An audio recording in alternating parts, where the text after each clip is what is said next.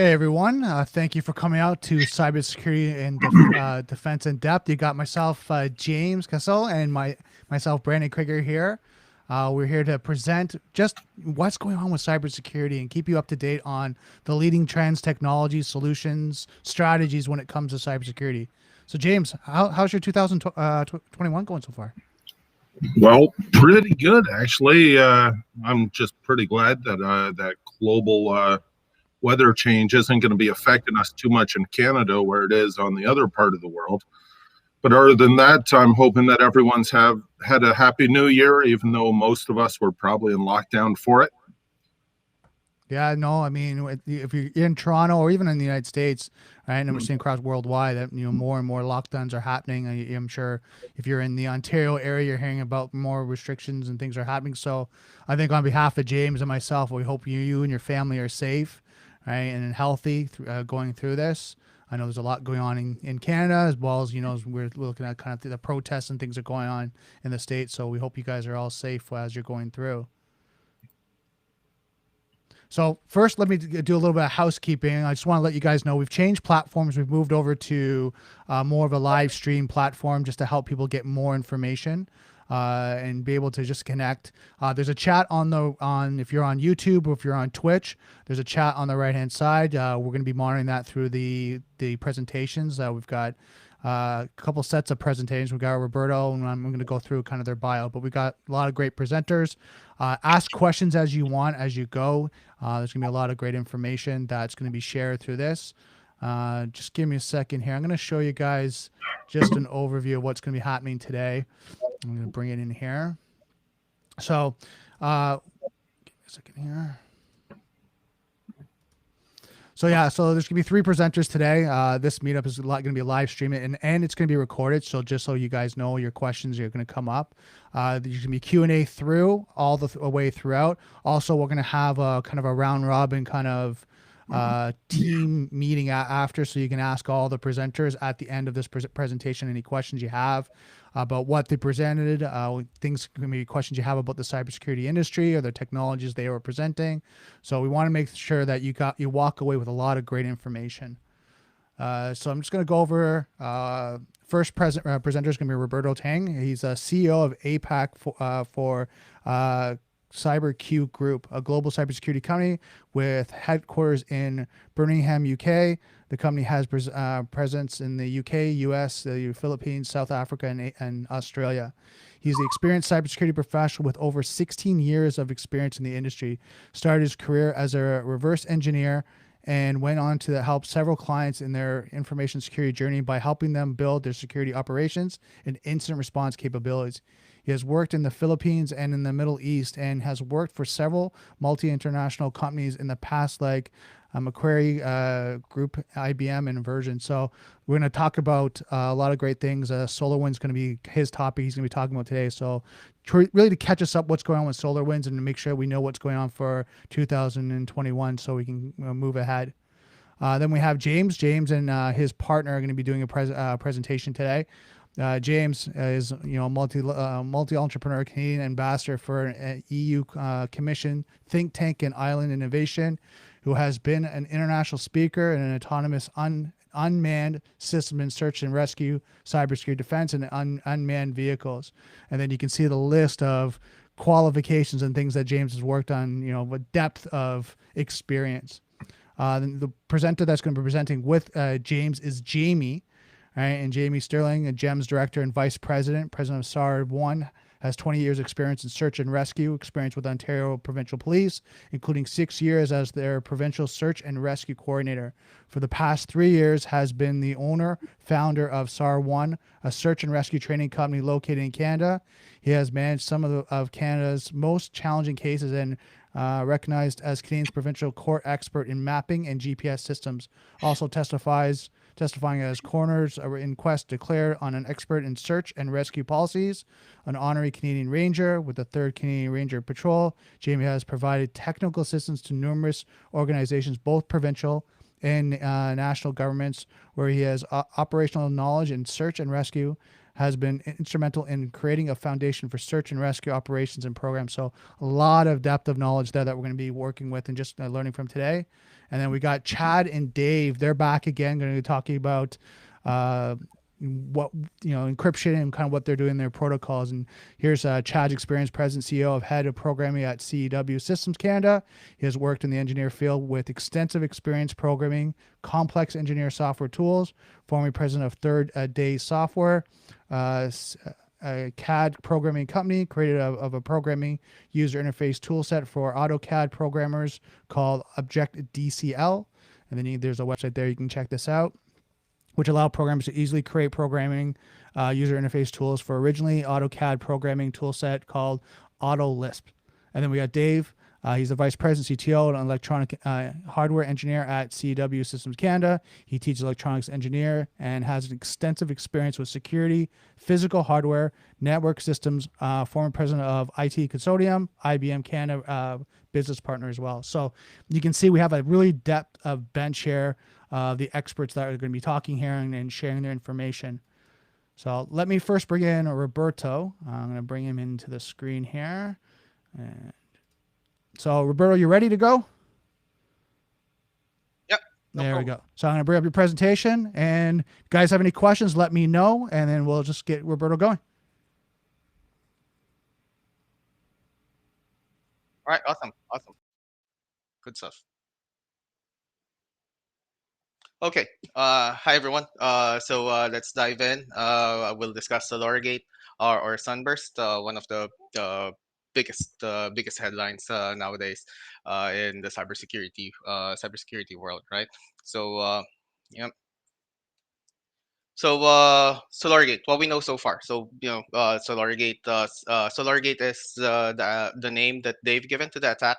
The industry has given to the attack. Sunburst is what FireEye has given malwares related to the attack. So it has dominated a lot of the news so far in the cybersecurity world since being discovered by FireEye late in 2020, right? So what do we know so far? So SolarWinds Orion platform got compromised. The update got compromised. So we know that the updates from March 2020 up to June 2020 was tainted with backdoor or malicious codes by threat actors. Coming out of we'll discuss later where it is believed to have come from, but back in 2020 back in 2020, majority of 2020, so the updates on the Orion platform of SolarWind got tainted with malware, right? So what we know right now, FireEye was the first one to disclose they got attacked, and they informed SolarWinds of what happened. So far, Microsoft, Cisco has come out saying that they got affected by the SolarWinds hack or the attack, and several U.S. government agencies were hit. The State Department, the DOJ, portions of DOJ, Treasury Department, and others got hit. So over 18,000 of the Orion platform customers. So it's believed around 30 plus thousand Orion platform customers. There are about 33 plus thousand, but only 18,000 was directly hit by the malware or by the attack.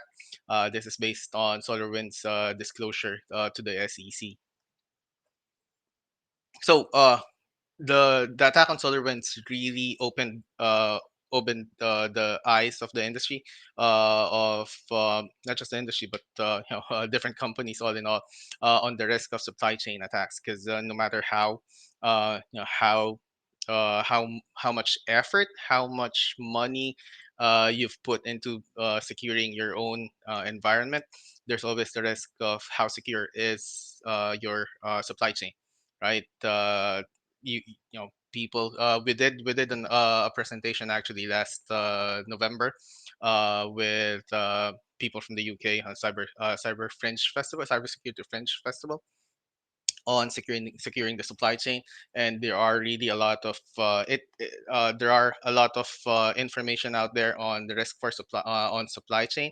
And there has been different attacks. Asus got hit last year, and in South Korea, the Lazarus group hit their one of South Korea's government government related supply vendors.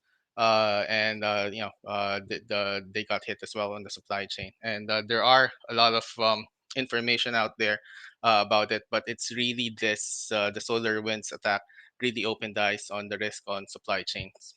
And we'll discuss later, some more later on supply chains. So what's interesting about this attack, right?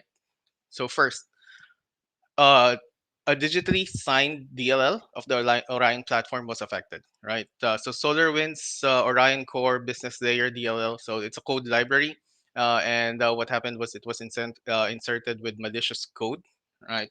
And was really there's a huge problem on this, right? It opens up, it opens the eyes of people on the problem here, because in essence, digitally signed files are there's a trust relationship on digitally signed files, right? So on digital signatures, we as tech users, we as users of technology, we know there's an element of trust behind the process, behind the technology of digital signatures. So in essence, we there's an inherent trust on files that are digitally signed. So you know they should be intact. There's uh it's just there, right? It should be good. It should be it should be uh it should be interesting right? On different levels, because the process behind digitally signing of a file, um there's some truth in the codes behind it, right? And what happened is that digital signature process was breached, and I think for me that's a real question that we have to ask. Really, is how did the attackers, how did the threat actors really was able to break into that SolarWinds process, right? On the digital signature, and they were able to insert malicious codes, especially on a DLL that's very much trusted by the operating system, very much trusted by people, right? So what happened is inside SolarWinds Orion Core Business Layer DLL, a class was inserted. Orion Improvement Business Layer is the name of the class that was inserted, and that's basically one of the persistence. It made sure that malicious code uh, was executed within within the environment or within the system itself, right? So this is pretty important, the name of the class, because it somehow gives you the sophistication of what happened in the attack. Because if you see the code, I'll show you guys in a bit later. If you see the code itself, it's really it blends in. So the purpose of the attacker in naming Orion Improvement Business Layer, it shows the sophistication, it shows the effort and the time the attackers had within the SolarWinds environment, because they were really able to understand what the DLL is all about. They were able to understand where exactly to put the class, so that to ensure so that they can ensure the execution of the malicious code every time, right? So let me show you a sample of the code. So if it's inserted within the refresh internal method. So the refresh internal method really gets executed every time, right? Every time the Orion platform gets executed, and the Orion platform is executed uh, almost all the time, right? And if you see here, if you look at the other codes, it really blends well, right? Um, you looking at it, just passing by, you'll see you won't it's easy to miss the code itself, right? So that's very important because it really shows that the people behind the attack really had time. They really had time to understand the code, really had time to understand where to put it, and they were able to study the whole, I would say, for a long time, what it means, and what the code really means, and what it's gonna do for them, right? So what's interesting, or the effective thing about this attack is really the evasion techniques. So one evasion technique is the process hosting the DLL should be named SolarWinds.BusinessLayerHost.exe. Right? Why is this important? Right? Because it makes sure that it's the execution is the normal execution from loading the system, or from the system loading, right? So if it checks if the execution is being performed or being done by reverse engineers, by tests, right?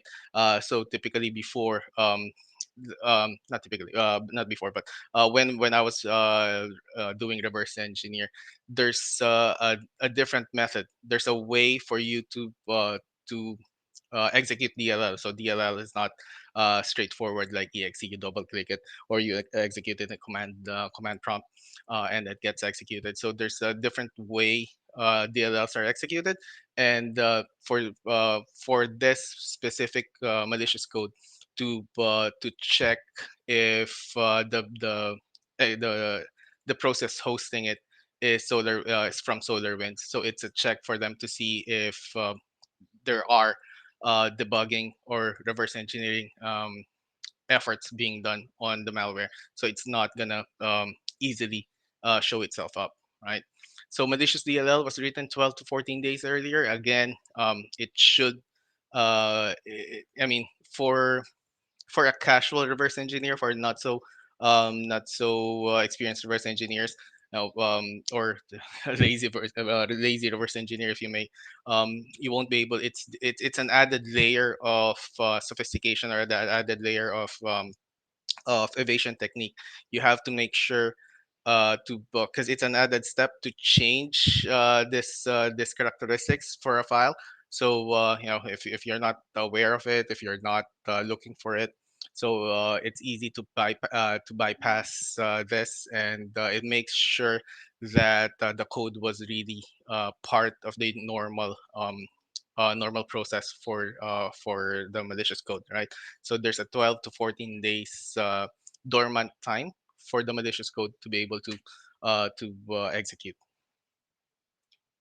So it checks the domains where the malicious code was executed. So it makes sure that they are not in test environments, right? So they want threat actors, the malicious actors, they want to make sure that they are in live environments, and they're looking at they are able to infect live environments, and then later on they'd be able to browse through, go over the whole live environment itself.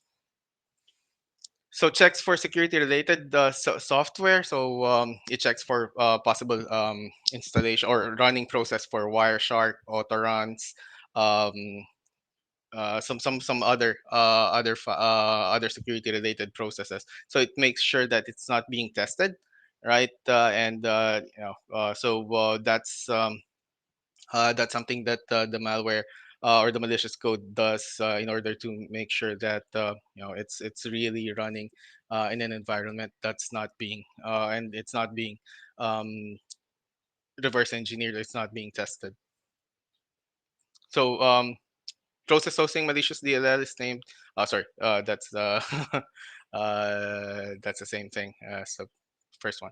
So interesting. What's another interesting bit here is that it's the DGA. There's a DGA for the CNC or C2 communication, and it's very unique to each infection. So what happens is after the initial infection, so the backdoor the malicious code does some reconnaissance activities and gets information, and so they send it over, and the C2 communication then happens with different uh, domain. So DGA, the domain generation algorithm, was used, and it makes use of physical address, domain names, and machine GUID, and all that, right?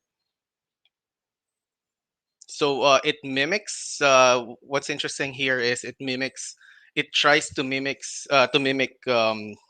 uh, normal traffic coming out of the Orion platform, right? So it's the intention is really to hide behind the normal traffic and be able to sort of evade detection by saying, never mind us, this is just some normal traffic and all that. So it used avsvmcloud.com as its C2 communication. And what's interesting is the Microsoft, FireEye, and all the other vendors, security vendors, they were able to seize avsvmcloud.com, and it was able to they were able to make it as a kill switch for this attack.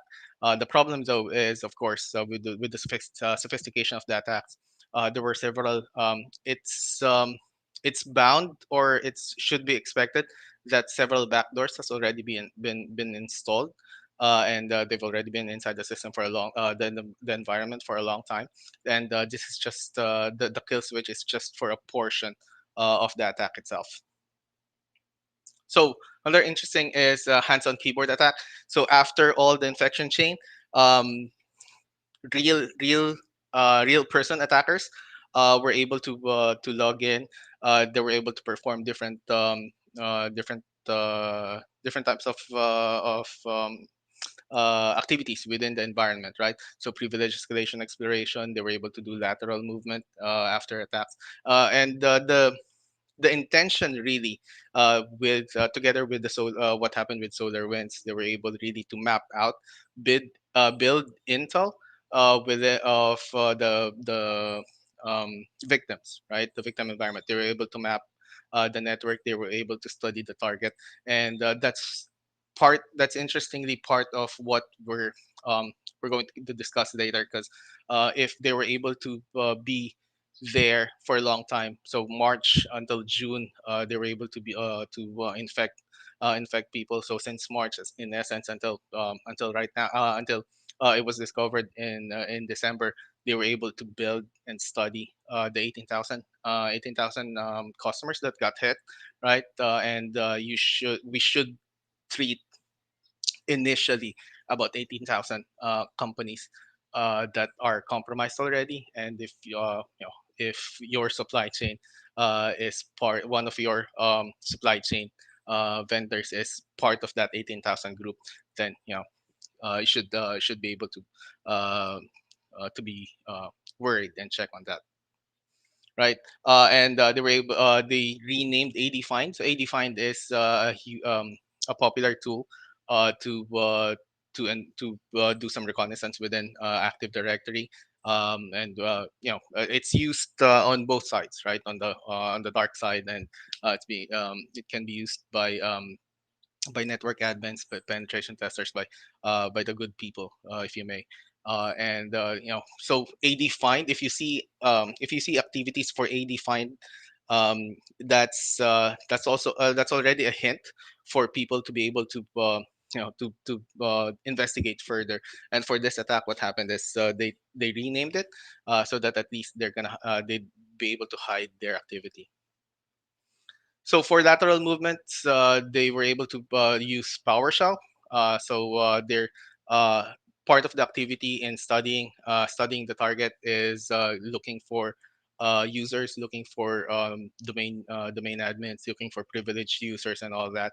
So they were able to use PowerShell and doing lateral movements and installing several backdoors. So what's interesting as well, that was noted in the attack, is they were able to get they tried to get and were able to get different users, different privileged users, and they don't really use the same user if they got a domain admin, for example, they use that for a login, and for different activity they'll use a different user as well. So that makes it harder for people, for security professionals, to do some hunting and to be able to find, to evade detection, all in all. Because usually what happens is, for lateral movement, you just look for one user, and then you track all the activities from that user. So the level of they added, for this attack, they added a level of sophistication, and level of evasion technique, so that they'll do that. They'll use different users to be able to evade detection as well. So second stage payloads are delivered by backdoors, and it's known that the second stage payloads related to Cobalt Strike software suite. So Cobalt Strike software suite is is a penetration testing tool, similar to Metasploit, and this really provides a huge capability, array of capability to the attackers, because there's a lot of things that you can do, and practically, owning the whole environment itself, since they already have um, what they need. Basically, they have access. They can retain the access. They have the users, privileged users, and all that. So that's something that really is interesting in this attack. Hey, Roberto. We actually have a comment from Mark Thomas. I'm just going to bring it up here on the screen so you can see it there. Mark's asking that, well, he's commenting the nature of a trust with the supply chain. Can you every trust patches and updates without doing some validation on every updates to verify digital signature? So what do you think about that comment? Sorry, can You see it on the screen? let me check. Yeah, the nature of trust with the supply Nature. chain. Can you every trust patches and updates without doing some validation on every update to verify digital signatures? So I guess there are some. I'll mention later. There are really some strategies that can be employed with regards to really having an effective strategy, right? So that's quite the problem in the supply chain, really, because it's hard to trust the patches. But you have to, part of an effective strategy is really, you have to verify. But if it's digitally signed, it's very hard for you to really look at the malicious codes inside, not unless part of your testing is really to look for malicious codes. So really, I'd say it's quite hard, especially with the amount of, right now, every company has a long list of supply chain vendors, right? So it's very hard to do that extent of checking. But there are effective ways on handling supply chain. So I'll give some strategies later, some links to different strategies. Perfect. Thank you. All right, cool. Uh, all right. Okay, so moving forward, the bottom line, the attack really is a very sophisticated attack. It's well planned and well executed. The evasion techniques, for somebody who has experience in malware, they're top notch. They're well thought of. What's interesting is really they had time and they had the resources to pull off this attack. So it's I'd say it's unprecedented that we have this level of attack, and really opens up a lot of questions. Opens up a can of worms, a huge can of worms, if you may. And we should ask a lot of questions with as a result of this attack, right? Because you know um, they've affected 18,000 customers, 18,000 companies. So in essence, that's really 18,000 companies, right? That got compromised. The How do you then validate your trust? how do you then validate everything that's coming from those 18,000 companies? And that's just the tip of it, right? So if they've been inside the 18,000 companies for a for several months, and with what we know so far, um, we know that they have resources, and they could have been there, or they've been there, they've been watching, they've been studying, right? And you know well, what's in store for us in the near future, right? And according to US intelligence agencies, so they're implicating the Russian threat actors for this, and so that gives you an additional thought, right? What's going to happen next? If they're able to get a lot of information from those companies, then you really should be validating, you really should be asking a lot of more questions. If you haven't asked a lot of questions before this attack, after this attack, you should ask a lot of questions, especially if you're a CISO, if you're a security director, or somebody who's really looking after the security strategy of your company. Then you should be taking a good look at this, and you should be monitoring what's happening. What are the downfall? What are the results? What are the fallout from this attack? So what to expect, right? Sophistication of the attack, it's really a huge compromise. So 18,000 customers got hit, and government agencies got hit, and you should be asking, what are the data attackers got? Really, classified business secrets, etc. So they again, if if you have supply chain vendors that got hit with this attack as well, then you should think twice, or you should review your relationship. Not think twice of, well, letting them go and all that, but just review, and work with them on how you're going uh, work together, in essence. Yeah, you have to discuss with them on how you're going to work together in securing, in making sure the integrity of information, the integrity of the business coming from them is read, and business coming from yourself, going to communications coming from yourself, going to them, are really it goes both ways, and you have to make sure that those communications, those businesses have the integrity, and they have it's really from them, right? So that's the thing. You have to really be able to confirm, verify from your supply chain vendors the information that's coming out of them, because the data that for sure, the data that came out, or the data that were accessed, and the attackers have right now, they can be used for future attacks, right? So that's an assumption that you should get. Sorry, had to just cough. And it really highlights the supply chain, the challenge in supply chain right now, because as mentioned, digital signatures, and you have are trusted, right? They are very much trusted, and as part of your relationship with your supply chain vendors, there should be some level of trust. But as we always say in cybersecurity, trust but verify, right?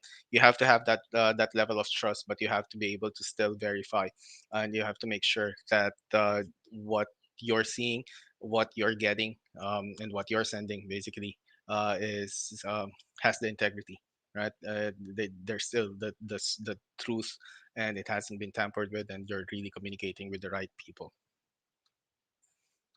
So trust in vendors. So malware is effectively digitally signed because of the attack on Orion platform. So that's a question you have to ask: did the vendor you trust got hit, and what is your action plan then? In making sure that the relationship still remains, and you still be able to work with them, and you still be able to do work while making sure everything's peachy, and everything's the whole thing is the source of truth. Yeah. So trust relationships reviewed and verified with those security vendors, or with those, not security, but with your supply chain vendors, right? So what to do now? Right? So vendors has released their detections, each detection. So Microsoft, if you're using the vendor, they've released already an array of updates, and they have released information on how to protect yourself from this attack. FireEye, Fortinet, and all the other security vendors, they've all released those.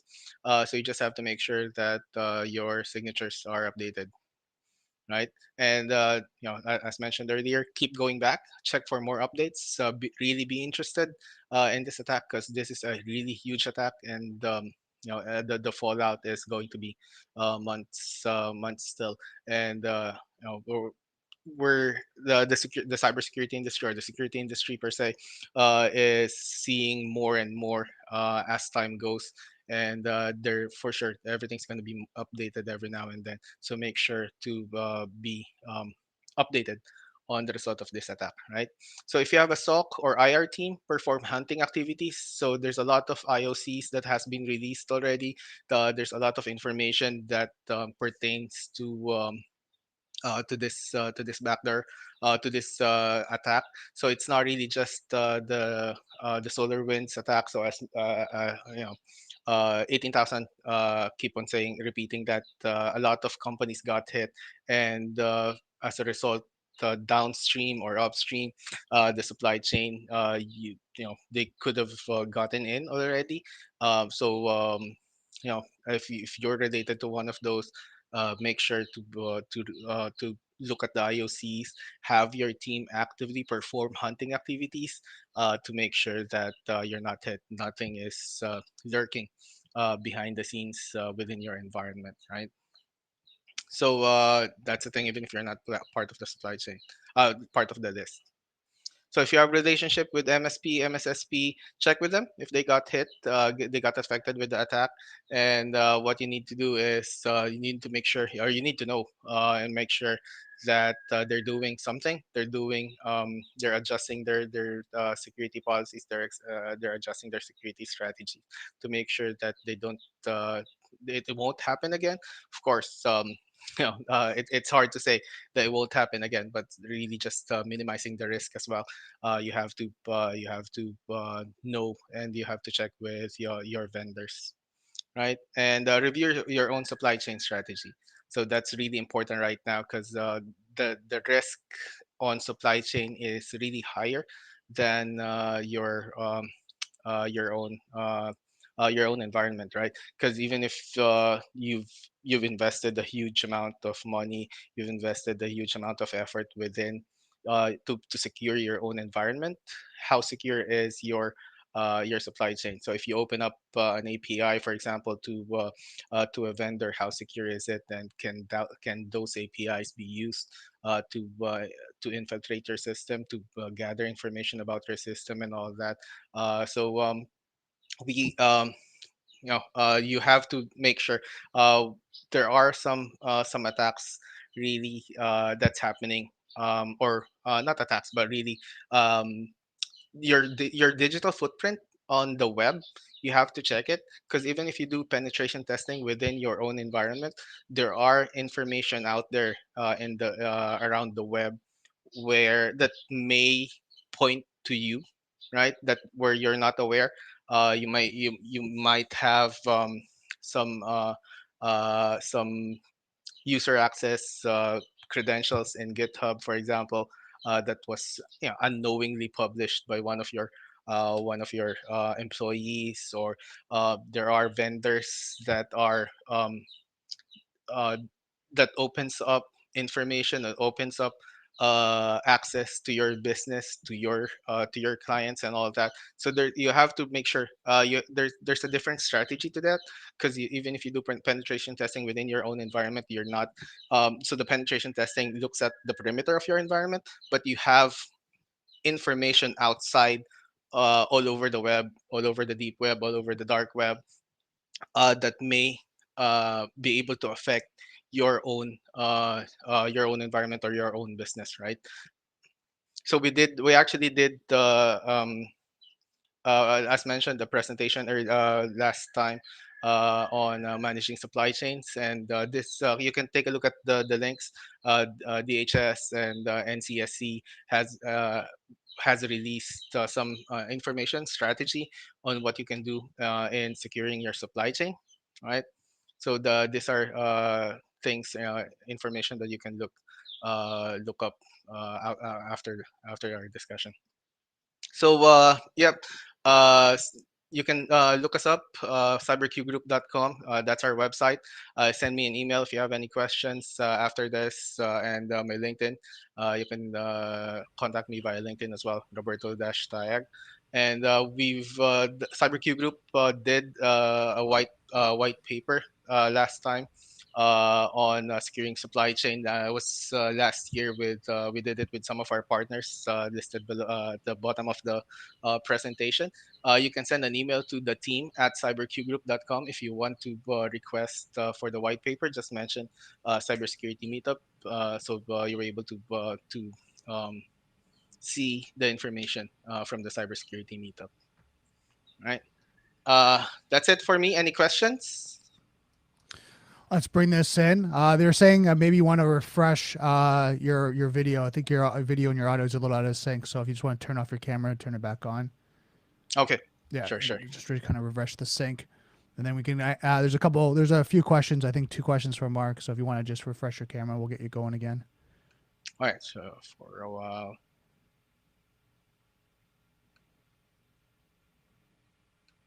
Bring it back in.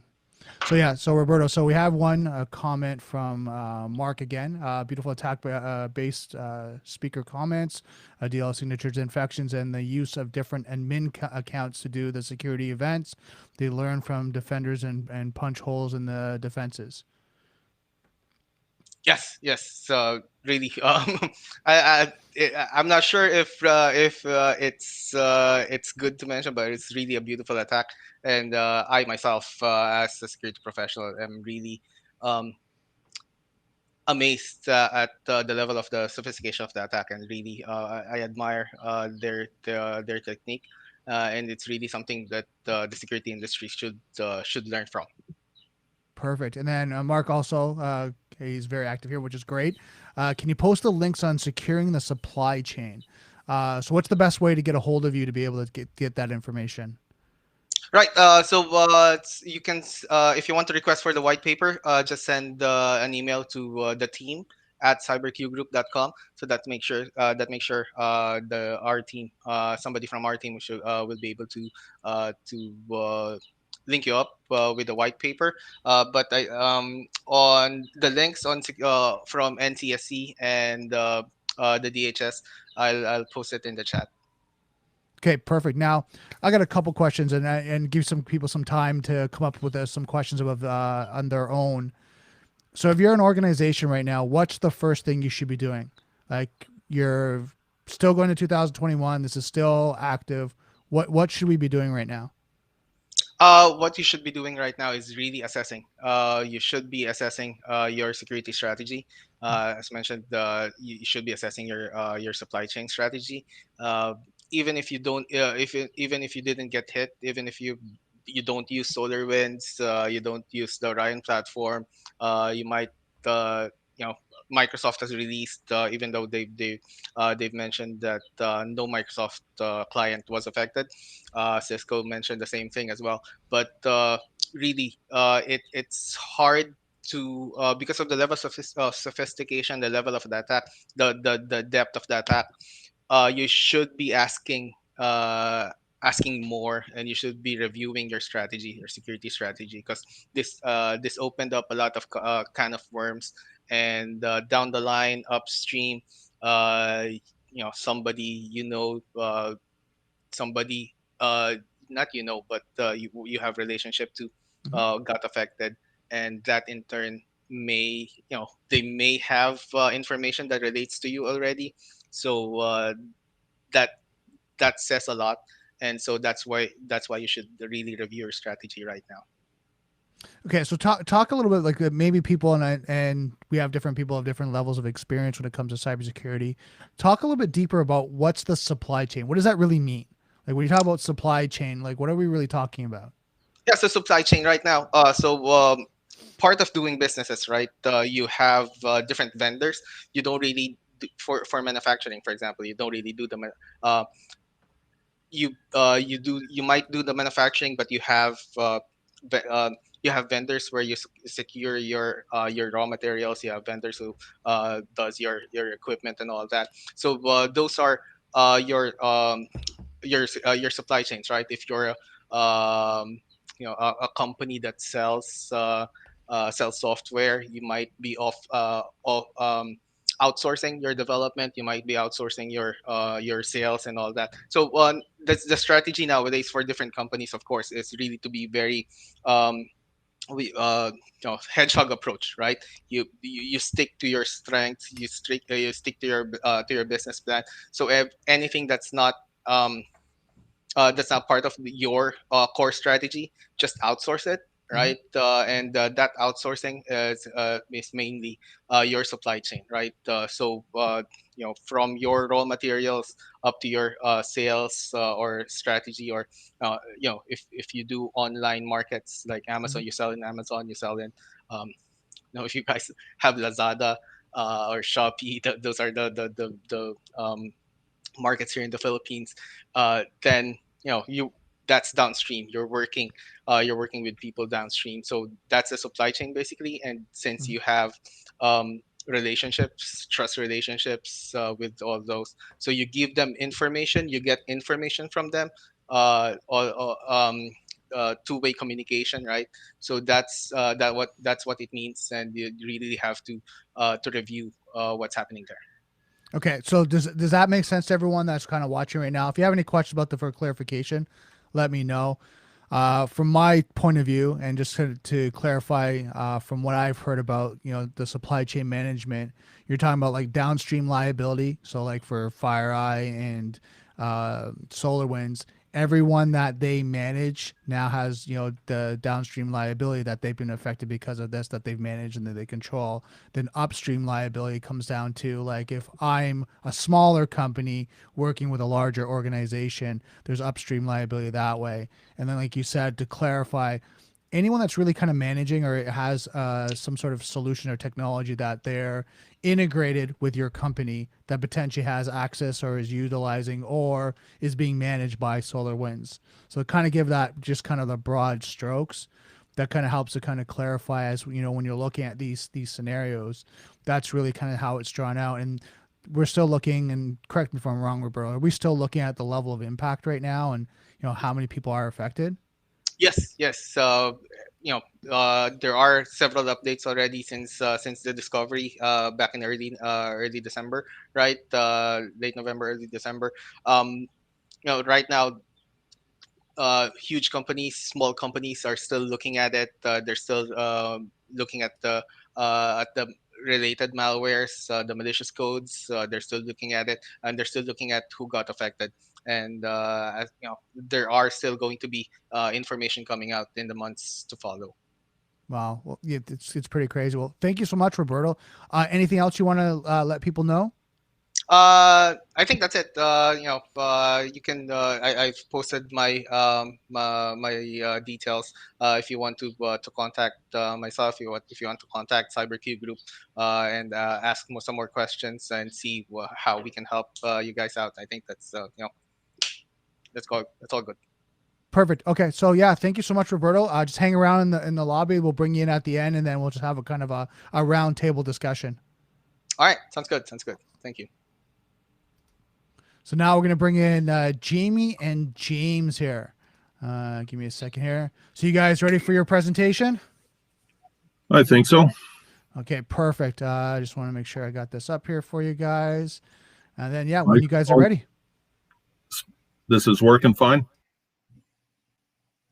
You're good to go. Okay, great. Thank you very much for everyone attending today. We're going to be speaking about smart, autonomous, and unmanned vehicles for search and rescue and defense industries. My name is James Castle, and I'm presenting with Jamie Sterling. Terranova Defense Solutions develops and provides cybersecurity and cyber defense software and consultation for the government, military, and the United Nations and NATO alliances. Additionally, we specialize in manufacturing of unmanned surface vehicles for search and rescue and other military with other global partnerships.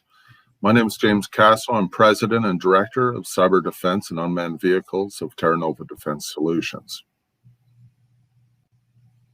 I would like to introduce Jamie Sterling. Jamie is a retired police officer with the Ontario Provincial Police, also known as the OPP, with 31 years service, spending the last 6 years as the Provincial Search and Rescue Coordinator, responsible for the operations and training and policies that surrounds the 350 to 450 searches annually that the OPP respond to in 1 million square kilometers of Ontario and 40% of Canada's population.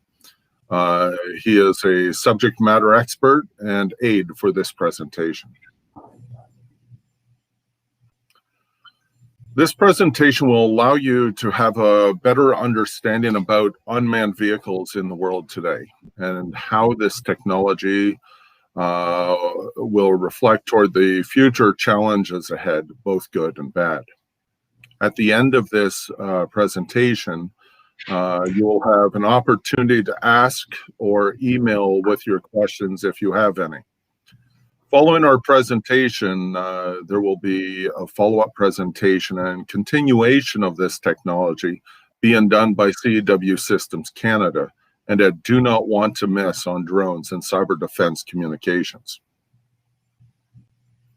In 1980, the first intelligence, surveillance, reconnaissance, also known as ISR, drone was built. As drones become more and more defined through our history, we have seen great inventions that are used to monitor people for our protection, as well as the protection of data and other systems out there, ranging from search and rescue to military to climate change and much more.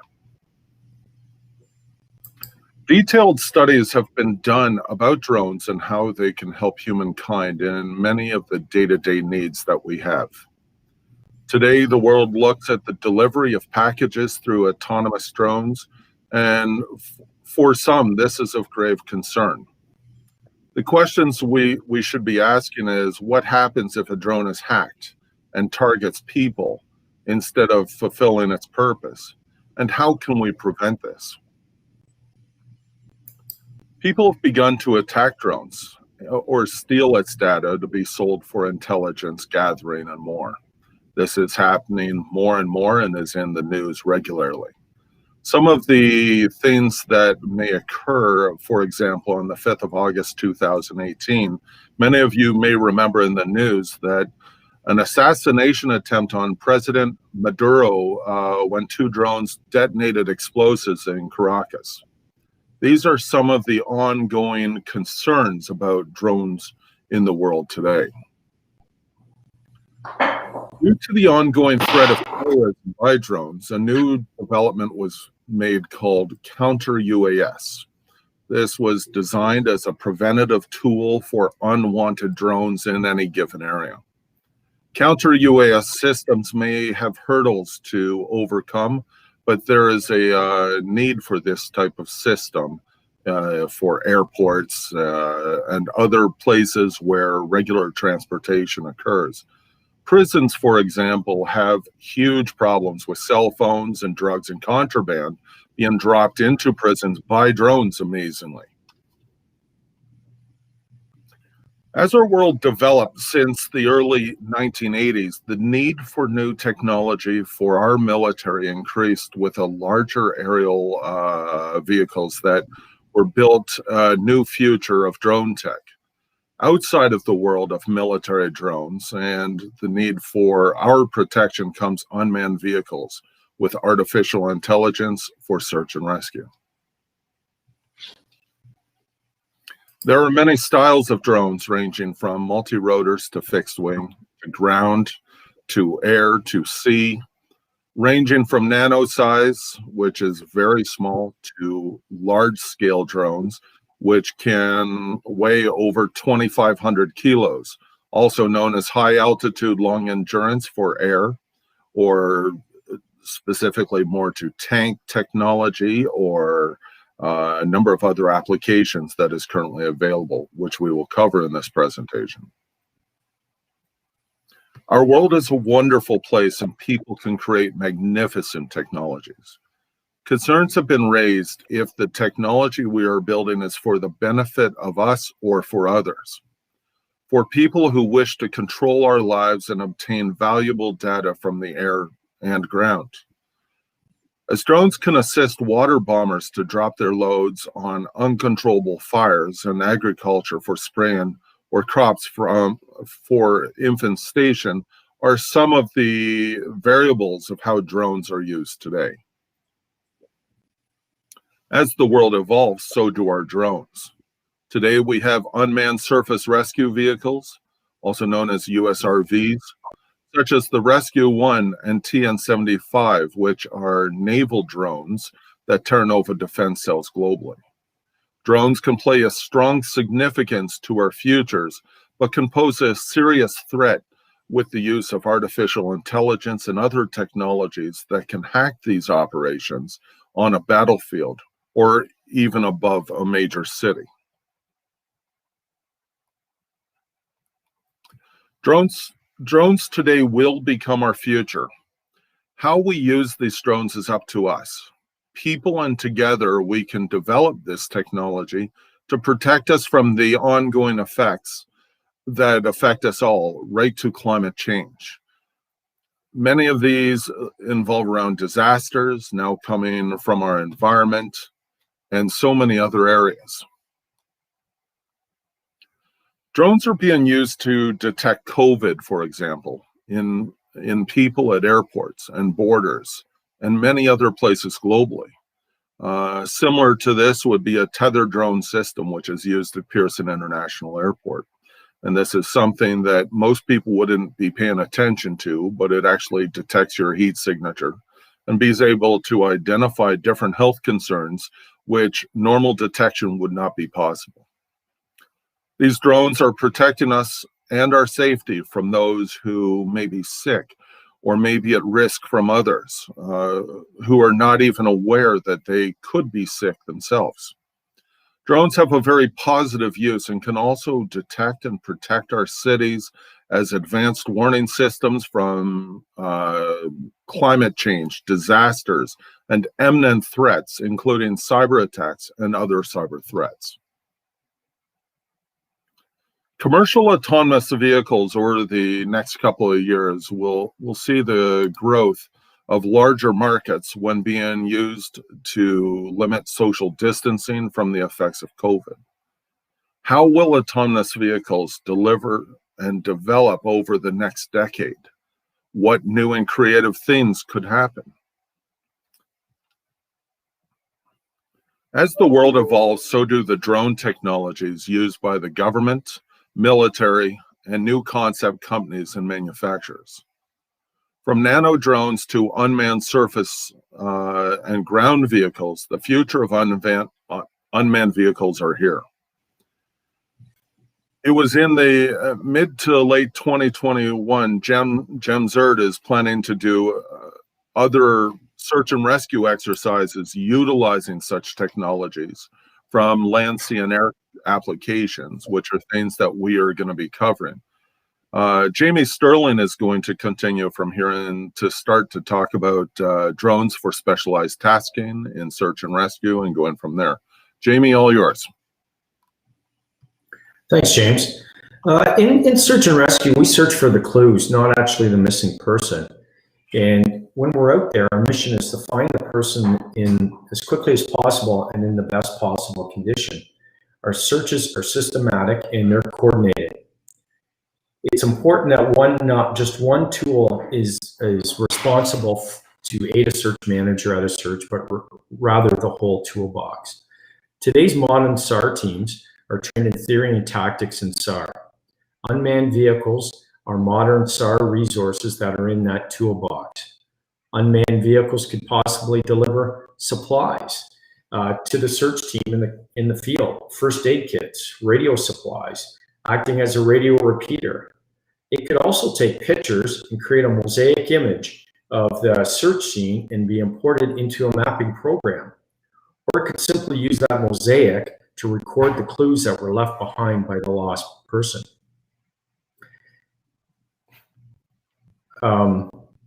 And also, you can look at that technology as being a force multiplier as well.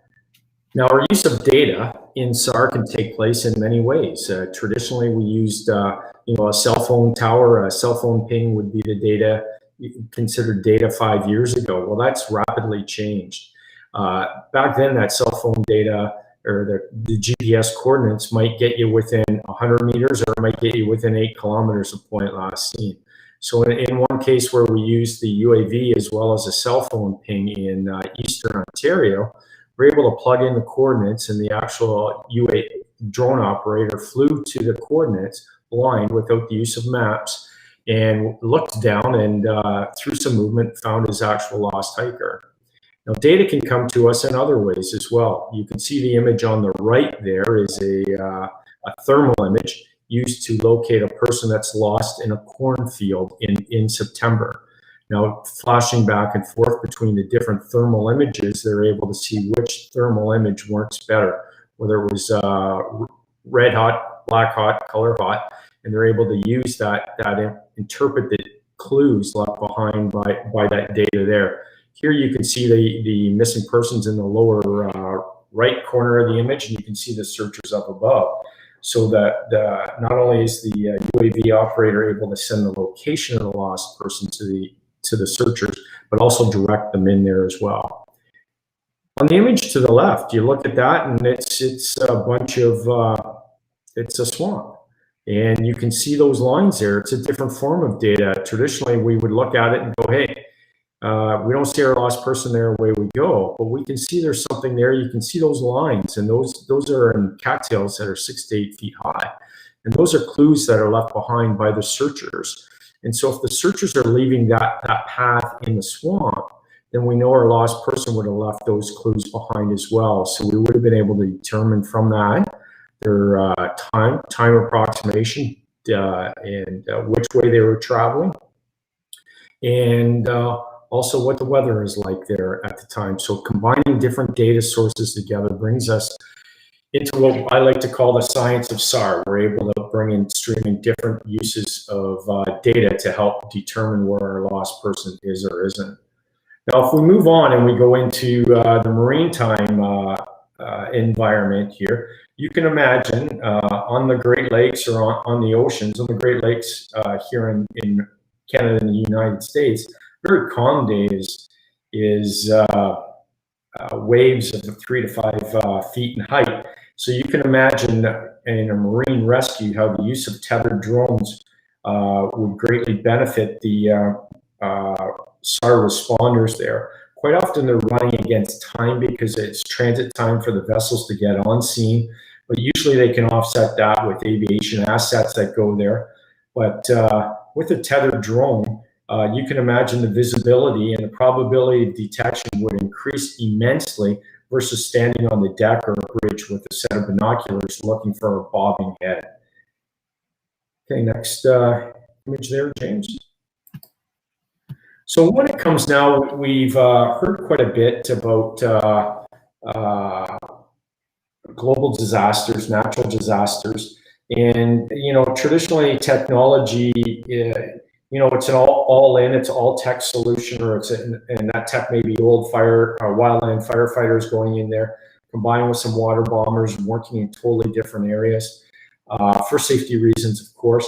But imagine now if we could bring in, instead of water bombers, we could bring in unmanned vehicles, whether they're on the ground or whether they're in the air as drones, and they work together with an actual wildfire team. So the drones are able to locate the hotspots, locate the areas where they should send the resources to, and work in tandem together. Or in our flooding during hurricane season, they would be able to locate stranded people standing on rooftops and direct the resources there, sending them to the high probability areas first. Now you can imagine working together as a team. There's a lot of not only effectiveness in putting out the fires or stabilizing the situation, but I always look at it too as searcher safety or responder safety. How they would be able to predict and deter and look at wind direction, determine that a whole lot quicker, or don't put resources in the dangerous waters unless they need to be there. So with the different sensors that they have, whether it's motion, whether it's thermal, whether it's just a straight on video, or whether it's noise or Bluetooth sensors, they are able to hear and listen and look for a lot more clues than your traditional human would out there searching. Now, when we get into, and we've seen on the next, we've seen here, and both in Canada and the United States, the use of drones has been evolving. Where we were about 5 years ago was where, where air regulations were about 30, 40 years ago. Basically, it was the Wild West. And inside of Canada and the United States, just in the last year, we've seen both regulatory bodies start to introduce rules. And we need those rules to ensure the safety of our citizens. We've seen at sporting events like at the Toronto Raptors there when they won the NBA title there, that drones were flying overhead. And so we have to ask ourselves a few questions. What are they there for? Are they gathering intelligence? Are they working on a terrorist plot? Or are they simply a hobbyist out there? And I know we've seen recently in Washington as well, where protests have been used, or drones have been used to monitor protests. And so we have to clear the way and make sure that the regulations are being followed so people aren't put into peril. And I know from a law enforcement point of view, it's a great tool to monitor crowd events safely and accurately and provide real-time intelligence to the people that are to the incident commanders that are monitoring those situations. So regulation, it's there, it's important, it's changing and evolving, especially in the drone world. And we're going to see the next evolution of this right now, especially with pressure from industry to change how they are regulated. Okay, James. All right. So telling you a little bit more about Terranova Defense Solutions, we're a group of companies that work together from cyber defense systems to a number of different unmanned vehicle solutions, ranging from land, sea, and air.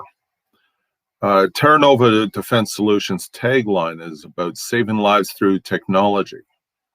Everything that we do as an organization focuses around how we can utilize all levels of technology to saving lives. Drones play a significant role when it comes to that. If we look at drones that actually can fly up to 20,000 feet, it is possible now to utilize sensors that are developed for smaller technology to be able to look through the fires, look through the heavy smoke, and be able to identify fire lines. We have been involved in looking at creating new solutions of utilizing it's called a dragon's egg, to being able to drop a ball that will heat up and do a pre-burn to stop forest fires from ripping through forests. Many different applications of drone technologies are of great concern. Constantly in the news in Canada, you hear about drones flying through a forest fire in order to get better shots. What this does is it creates an issue for first responders in search and rescue and law enforcement that are unable to enter the area while these drones are in the air. Now, as Jamie has identified, we have had to look at ways in order to clear the airways so first responders and law enforcement can get their aircraft on scene as well as other vehicles, so there is no interference so public safety officers can do their job. Oops, sorry, folks. Some of the areas that Terranova Defense operates works in various ways, from manufacturing globally, working with North American and European tech groups, to working in different alliances. Terranova Defense Solution is a corporate defense partner of the TCU Alliance, which we are constantly blogging about, as I am sure many of you have seen in LinkedIn. We're working with United Nations and NATO alliance countries in developing a new post-quantum encryption for the protection of secure data for the military and search and rescue responders globally, which you will learn about in the next segment that follows us. We are very pleased to be working in the fields that we do and helping so many people worldwide. GEMSERT Search and Rescue Training Division is a division that myself and Jamie are also directly involved in as president and vice president of the organization. Roman, who is one of the people that's sending up a whole bunch of questions here, we'll get back to you, Roman, shortly. And it is about looking at different types of technology that we utilize in the form of training. GEMSERT Search and Rescue is focused at maritime and land rescue operations and in search and rescue training in Canada and globally. With a group of specialized companies like SAR1, which is run by Jamie Sterling, we have a number of different assets that work with us in areas of drones, aerial, search and rescue components, land, sea, air capabilities, and much more. GEMSERT Search and Rescue is a federally incorporated not-for-profit working with companies to develop and enhance search and rescue services utilizing cutting-edge technology, also in saving lives. I would like to say thank you very much for attending our presentation. If you would like to know more from either Jamie Sterling or myself, our emails are on the screen, and I would like to say thank you for listening to us about search and rescue and technologies as they apply to us today and to the future. And we are looking forward to introducing CEW Systems next to discuss about cyber defense systems for communications for drones that can also be utilized for paving a new pathway for the future of technology. Thank you very much. Yeah, before we do that, James, Roman's been very patient here. You know, Yep, you can see he's asking some questions there. So first, I'll bring that one in first. He's asking, everyone here would like to know, where are the money? Where, you know, and I think that's kind of justice to you guys. You kind of know what he's asking here. Jamie, James, you know, would you like to answer that for him? Jamie, would you like to take a crack? Yeah, absolutely. Thank you for your question, Roman. It's a good one. And in Canada and in the United States, which I'm very much familiar with, there's a few things you have to look at when you're selling resources to search and rescue teams. You know, what's in their wheelhouse, what's the response area, the size of it, and then also, as you've identified, the funding, and also the responsibility. So in Canada, there's the New Initiatives Fund, which is a federal fund which each province and territory is allowed to submit for. So you would need to partner with one of the provinces and territories in Canada to submit a grant, an annual grant. It has to meet one of the national STAR priorities. In the United States, I believe there are some Department of Homeland Security grants that are available through FEMA and that to assist agencies down there responding. But I think more than not, instead of looking at the local SAR team, that might be a volunteer team or it might be a professional team as well, you need to look at who's responsible for the overall search umbrella for that jurisdiction.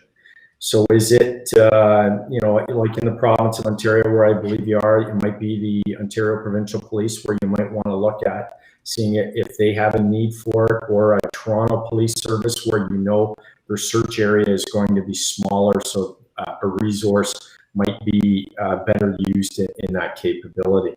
So you have to look at a couple of things there, I think. And I mean, there is obviously, it's not unlimited buckets. We're responsible to the taxpayers. So, but I would look at the bigger response agencies first before the local SAR teams.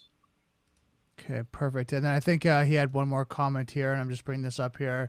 There's no reason to invest money into the technology development that is impossible to sell later because SAR organizations in Canada and US can't afford any purchasing of new equipment. Yeah, I think I covered a bit of that there. You got to look at the bigger agencies that, whether it's provincial or national, and see if it's in their wheelhouse where they need to have that resource there. It is a longer cycle, I know, with government agencies though for purchase. Perfect. And yeah, is there anything else you guys wanted to share just to make sure these guys understand kind of, the evolution of what's kind of going on for 2021? Jamie, would you like first crack? The evolution of drones, for sure. I mean, it's I've been in it for probably 5 to 6 years now for using them in search and rescue, and I see in the near future where we're going to evolve from it just being a tool, looking at it like we did a traditional airplane, but now we're using it for mapping and the different sensors on there. And we're starting to use them to their full capability. And what it will allow the people to do then on the ground is to be searchers again, where they're able to look around and use all their senses out there, whether it's smell, sight, sound, and take it all in, versus trying to be out there using technology, whether it's night vision goggles or whether it's different sensors that they carry with them, where they're focused on the technology, not actually focused on being out there active searchers and looking for the clues. So I can see technology is going to evolve that way to assist us in the future. In the past, really as technology came into SAR, it hindered us. We were trying to get data, but that data didn't allow us to do what the traditional methods and tactics that we employed with search in the past. So it's pretty good, and I like seeing here. There's questions about regulation and innovation. Yeah, so I was just going to bring that in. Kimberly's bringing that in. What are some regulatory frameworks coming in the pipeline regarding innovation? So you're kind of starting to address that. Yeah, I'm only familiar with Canada and the United States with drone regulation and that, and air regulation.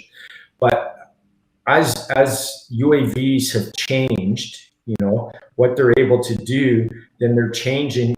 Then the regulatory bodies have to change those regulations. And I know from firsthand experience, Transport Canada and NAV Canada are very proactive about ensuring the regulations meet the operational needs of the users out there.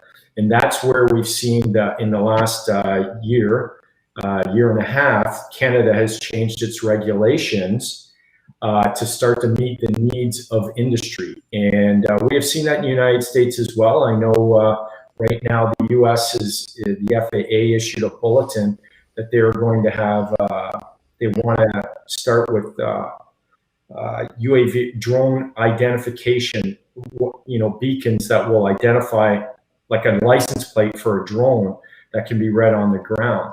And so what they're doing is trying to evolve the technology to keep, or regulation to keep up with technology as it changes. I mean, 3 years ago, we wouldn't have dreamt that we'd be delivering parcels by a UAV or a drone. It just did. It wasn't in our wheelhouse, so it certainly is now. Yeah, for sure. I would definitely like to add to Kimberly's question as well. Drones, for the most part, are being regulated for basic or advanced flight systems for drones that fly in the air.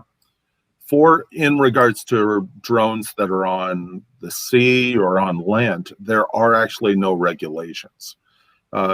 Jamie and I are both on the Canadian Standard Association's new committee that is going to be looking into creating new legislation for drones over 25 kilos, which will range for land, sea, and air. But when it comes down to international standards, I'm a Canadian ambassador for the EU Commission called Drone Think Do. We represent over 30,000 high-profile tech companies in 64 countries globally, which are constantly talking about drone regulation and guidelines. As we change in each country worldwide, different regulations will play pivotal roles to how we operate, how we fly, the electronics, and so on. Some people have asked me, if I take a drone and fly it over the Canada-US border, what happens? Does it fall out of the sky? What does it do? And honestly, the cool thing is, technically, if you are a trained pilot, you are going to have to land the drone at the border. You will have to change the frequency of the drone, then launch it into Canadian airspace, because technically you could end up with violations for crossing the border. Violations of these rules under Transport Canada can be extreme. But the issue that we have here in Canada is it's not highly recognized because of the fact we don't have enough law enforcement officers to focus on these laws in a country the size of Canada. I hope that this really answers a lot of the gut questions, but drone regulation is still on the climb, and it is around the world. So many organizations are still trying to identify this. But at this time, when it comes to search and rescue and to law enforcement, like Jamie with the OPP, is the fact that they do not need specific systems in place in order to launch their drones when it comes to saving lives. This is an exemption within the act itself when it comes to flying drones, but we will always have to file a special flight operations certificate and other documentation, as would anybody else that has to be trained. Just one last bit of advice. If you have a drone, go and take the course. It's worth it. And it will save you trouble in the end if you're ever caught without a license. Thank you. Perfect. Thank you so much. Is there anything else you guys wanted to add? James, Jamie? I think we covered it. Jamie? Yeah, absolutely. We'll hang out for questions later on if there's any. Perfect. Yep. Okay. So I'm going to bring Definitely. Chad and Dave in, and then let's get into their presentation. Perfect. Thank you. You're welcome. There we go. Hey, Chad, how's it going? It's going good. How about you? Pretty good. Here, let me bring up your presentation. So whenever you guys are ready. Go ahead, Chad. Oh, hi, my name's Chad Wanless. I'm the president of CW Systems Canada, and Dave is the vice president. Today we are going on post-quantum encryption and specifically how our software has been set up to work with UAV drones.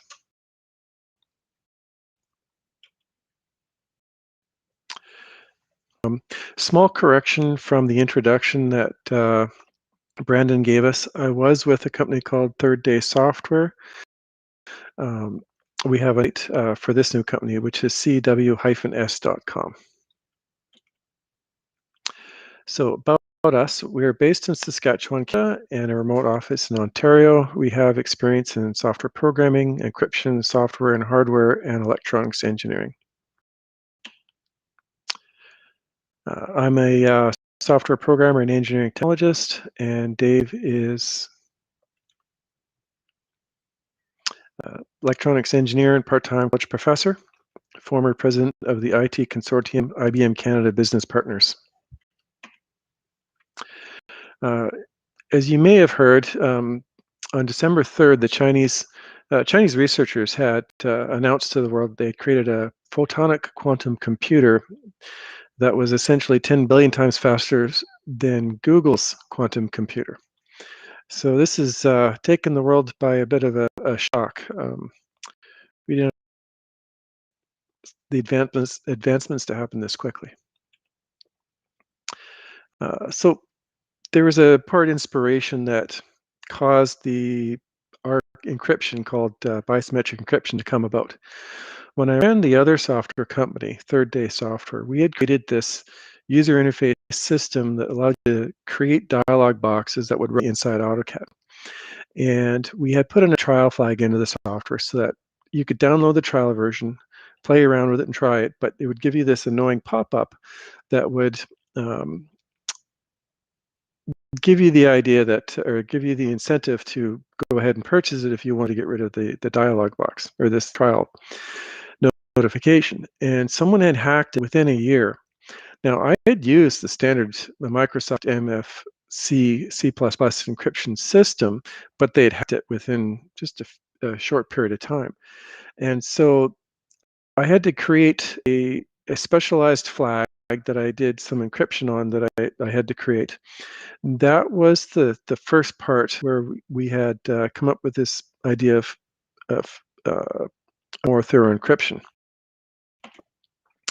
This happened about 3 years ago. I was watching a television consumer report on automobiles, out of all things, and they reported how you could have a car fob, and yeah, you can unlock and lock your car, but anyone walking along with a little tablet and a little radio transmitter on can unlock your car in just a few seconds flat.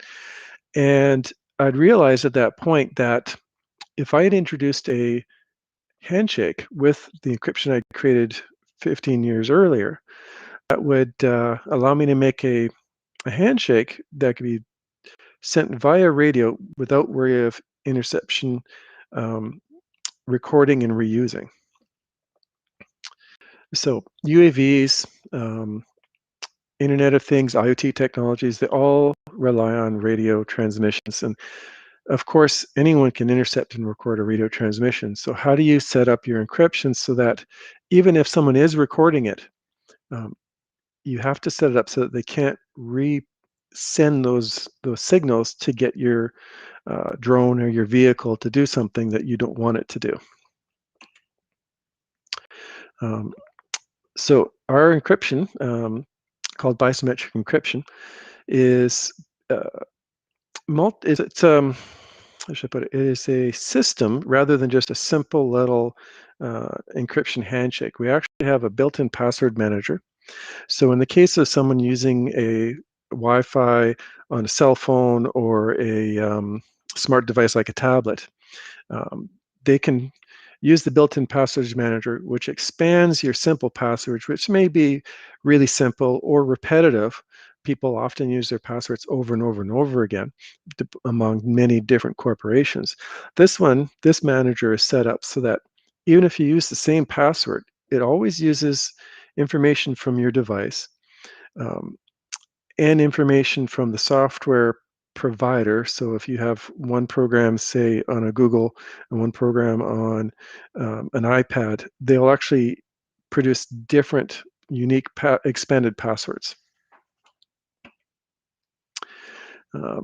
Now with drones, if you don't have a computer that's running it and you're using a hard program device like a ordinary remote control, we can provide memory sticks with preloaded encryption. So for example, we could put 365 different encryption keys on the code in the drone and the remote, and this would allow for a different set of private keys for every time you run the drone. So it provides extra level of security. The bisymmetric handshake itself, it is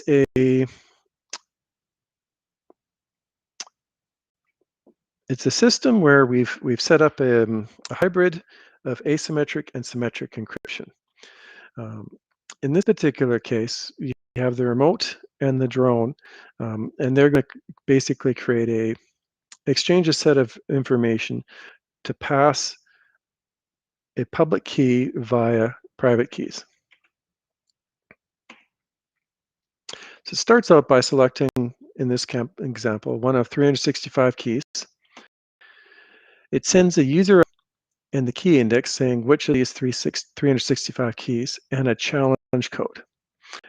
The drone receives this information up from the memory which key it's going to test against, creates a public key and what we call test data, or it's a counter challenge code, and sends that back to the remote. Now the remote will then decrypt the public keys and the test data. These public keys were encrypted by the private keys that both the remote and the drone have a copy of. Before going on to the next step, I wanted to explain something. Salting. In encryption, salting is a term used to describe how you're inserting random data into a set of values that you're trying to encrypt. So for example, if you had 50 characters and you encrypted it in a set of characters 256 long, you'd have 206 characters that were random and 50. By doing that, you're increasing the difficulty of trying to decrypt the values. In our system, the entire handshake is 100% randomized data. There's no known data that is being encrypted and sent. It's all random numbers. The next part of the encryption that we have that's unique and novel, and I've never heard of anyone using this before, we are actually using a circular encryption cipher. And that is we are taking a small amount of data from the data that we're trying to send, and we're actually encrypting the keys with that data before we then encrypt the data with the now encrypted keys. So what this does is it can take for example, 336-bit keys and expands it out to about 55,000 bits. Now that's an emulation of numbers. It's not the actual keys. It's basically, if you have just one set of values you're sending, it's 336 plus 32 bits. But as soon as you send two separate encryption data packets, now you have to test against 55,000 bits of keys to see if there's a pattern between the two separate encrypted bits of data or packets of data. So going back to the handshake, the handshake then takes the test data, modifies it, and re-encrypts it, and then sends it, decrypt the data, and demodify the test data. Depending on which method you use to modify the test data actually allows you to identify what command you're wanting to send to the drone. Do you want it to move left, right, go up, go down, forward, back, land, turn the camera on, those kind of things. So for example, you can set a and then you send encrypted data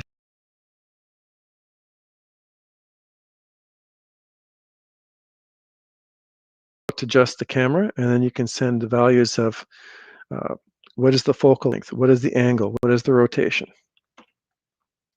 And you can also activate other remote sensors.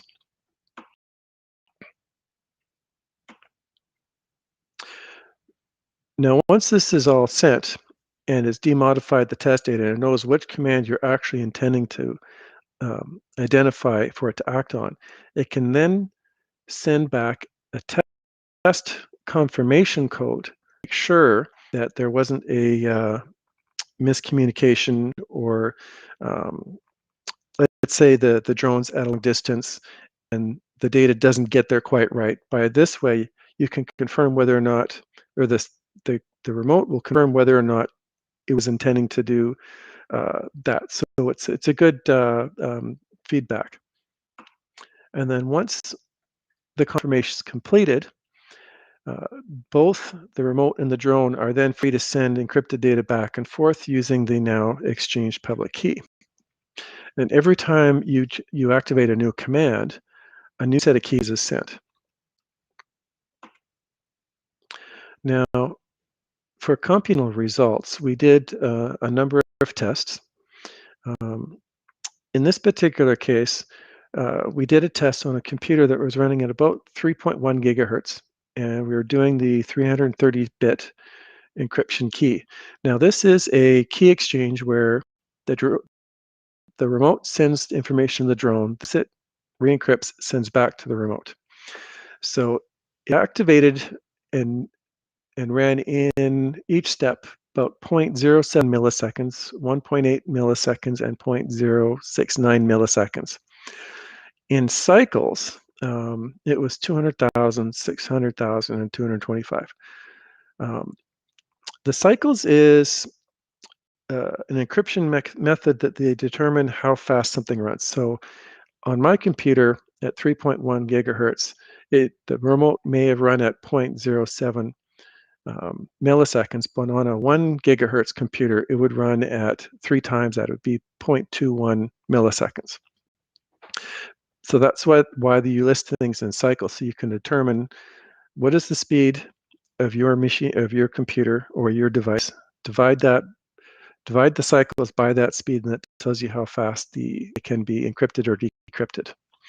And then finally, the data transmittal values themselves, the actual data packets, it's 48 bytes sent from the remote to the drone, 48 bytes from the drone back to the remote, and then another 12 bytes back to the drone. And then there's another set where this is the confirmation of the handshake, where the drone is confirming what command you're sending it, and it sends back a confirmation code. And it's 0.01, 0.01, and 0.006 in its computational times. And then the values being sent are 12 bytes, 12 bytes, and 6 bytes. Now, the reason why I'm showing the byte size is, and the cycle is, there's a number of post-quantum encryptions out there, and they all work by a handshake where they can exchange data back and forth. And in the end, you have a handshake of a key exchange that might be 120 bits, 256 bits, or higher. This data that I'm showing right now was taken from GitHub, a specific site on there where they have actually done a very large test, benchmark test of different post-quantum encryptions. And I'm listing a number of different ones from the shortest time to the longest time. So ours is at the top, 200,000, 600,000, and 200,000. The next one, Kyber and Lightsaber, are 300,000 and either 450 or 500,000, and then 460 or almost 500,000. And then it gets larger and larger to the last one is 5 billion cycles, or that would be on my computer 2 full seconds for the first one, and something like half a minute for the second one. So now the other part that I wanted to show next here is, this is the transmittal sizes. You remember I said I sent 48 bytes of data, 48 bytes and 12 bytes. These are the bytes being sent and transmitted back and forth by all these other post-quantum encryptions. 2,900, 14,000, 7,000, 38,000. Basically, what we found was our encryption is the fastest, sending the smallest amount of data with the largest claimed encryption key size. So how can we claim the largest key size? Well, in a fashion that's designed to force attacking computers doing a brute force attack to calculate and run basically what would be a 16 exponentially nested formula that you see here on the lower left. This is what an attacking computer has to process to find out what were the original private keys that were used to encrypt the handshakes. And by if you're trying to find out what the command code is that was sent, you have to run this whole 16 level formula to find out what the private keys were, which then you can go back to find out what the test data was, or the counter challenge codes, which is trying to determine what command did the person send. Now the output value is on the left is the 336 bits and on the right is a larger one where it's 2200 bits. So the data packets are 8 bytes and 40 bytes. Now it's important to note that as you can see, after the encryption key size increases 17,000 and 573,000, you can imagine that and see that based on the original packet of data that was being encrypted, you're going to have a very large number of duplicate keys that would produce, or a very large number of keys that would produce duplicate results, all false positive results. So these false positive results on the output of a single encryption value would be, for the smallest handshake at 6 bytes, would be 10 to 800 zeros, and then the larger one, for a comparison, would be 10 to 171,000.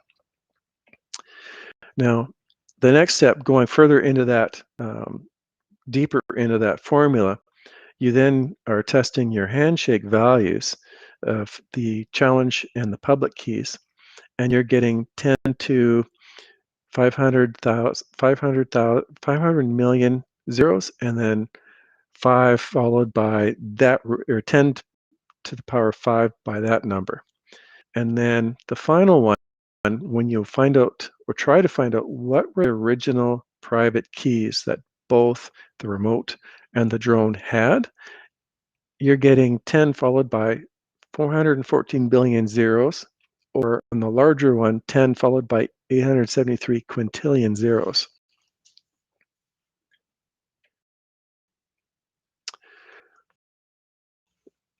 Getting to the end of the slide here. So not only does this software being designed for radio communications helps UAVs, it also helps any IoT device. So IoT devices can be a car fob. It could be the communications systems inside cars, because cars now have wireless systems talking to each other within them. It can also be smartphones, smart devices, could be something connected simple as Ring, which is a video camera you can place on your front door and see who's ringing your doorbell.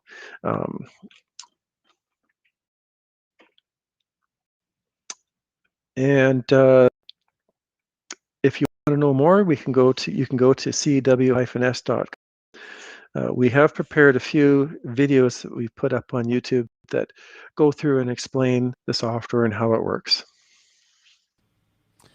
Perfect. Well, thank you so much, Chad. So we have one question. Thanks. Just give me a second here. I'm just going to arrange this a bit. We got one question here from Nabil. Nabil was asking, with post-quantum communication, what could be done to help with post-quantum cryptography, like circular encryption, with regular users who are not too adept with the cybersecurity or lacking understanding with post-quantum computing?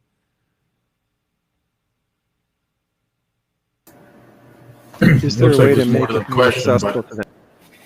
Yeah, there was a little bit more. I can see it on the side. Is there a way to make it more accessible to them? Well, the software has been designed to be embedded in technologies. So, for example, of course, in the case of this UV drone, it could be embedded into the fellow's tablet on the right-hand side, or the remote on the left-hand side, and then hard programmed or placed programming mechanism in the drone itself. Unfortunately, it's not something where I can just take this and say to the bank, okay, I want to encrypt my bank data using this software.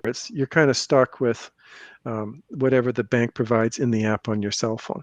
So this software it's a programming API tool that's intended to be embedded in software and in apps that need encryption. Perfect. Did you want to add anything, Dave?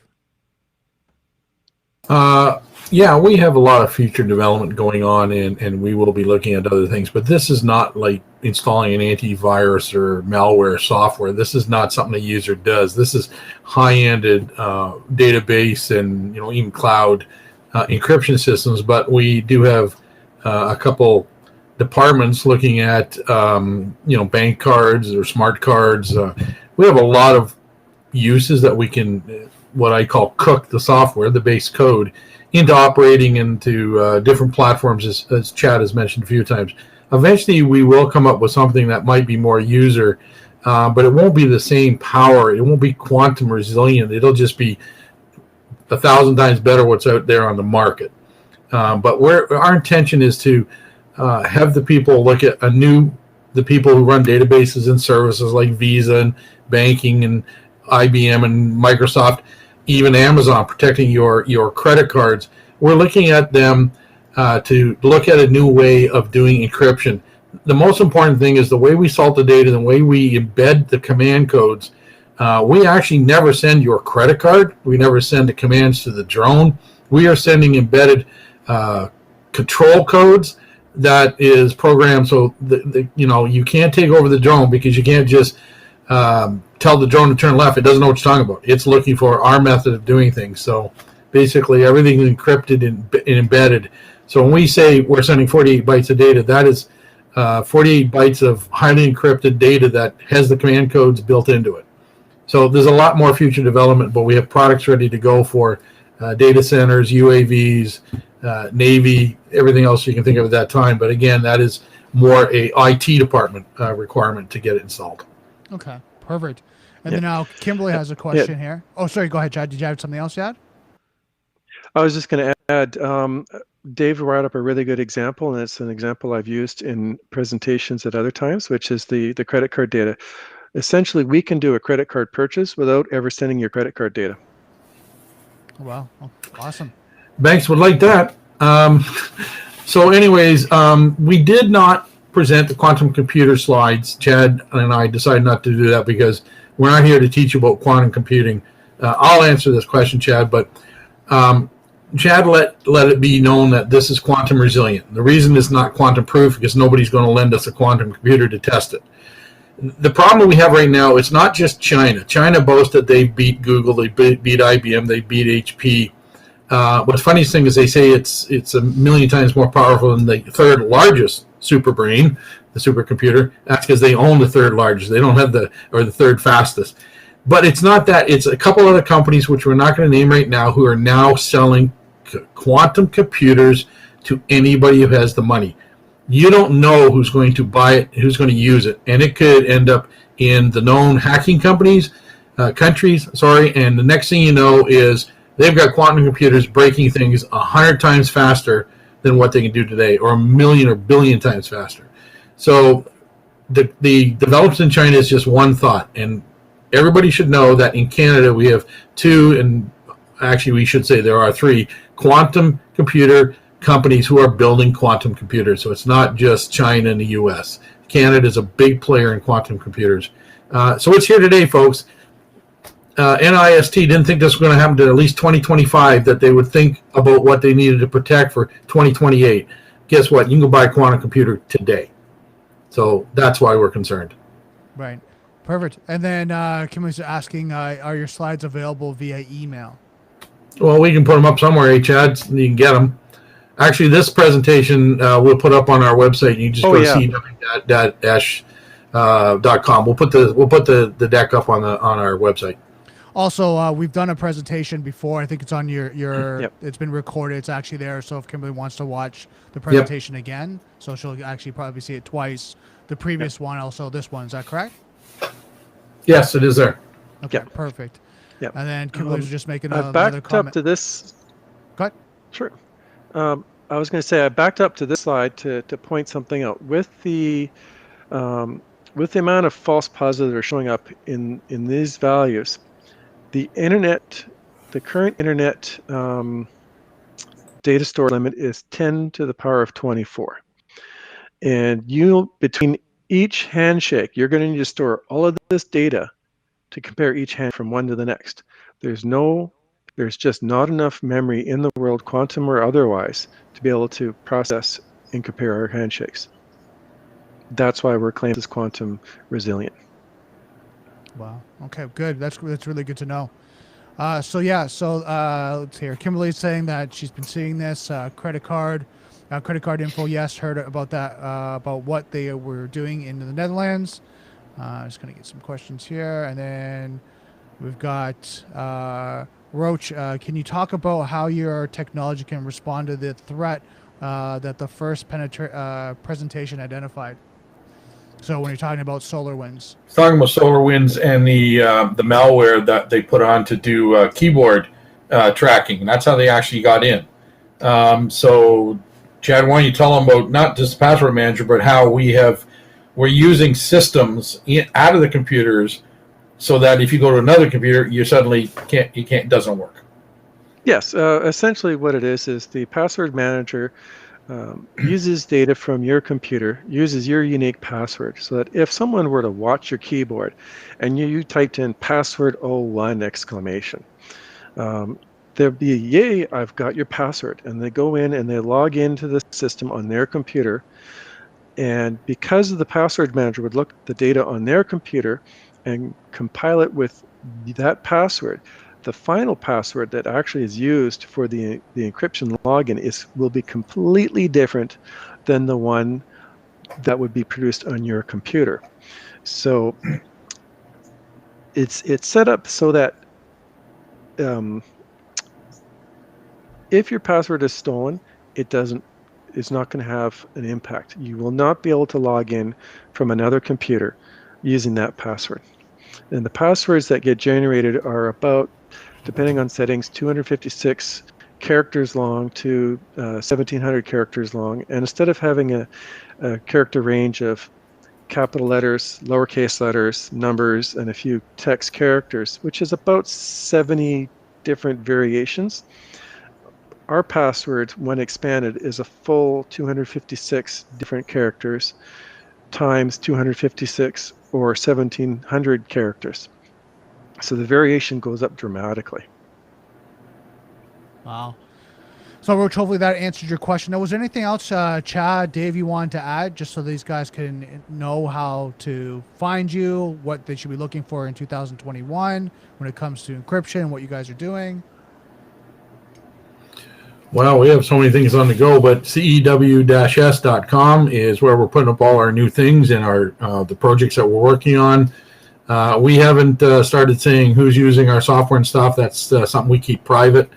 So at this point, yeah, every new development or any new offering will be on our website. Perfect. And Chad, yourself?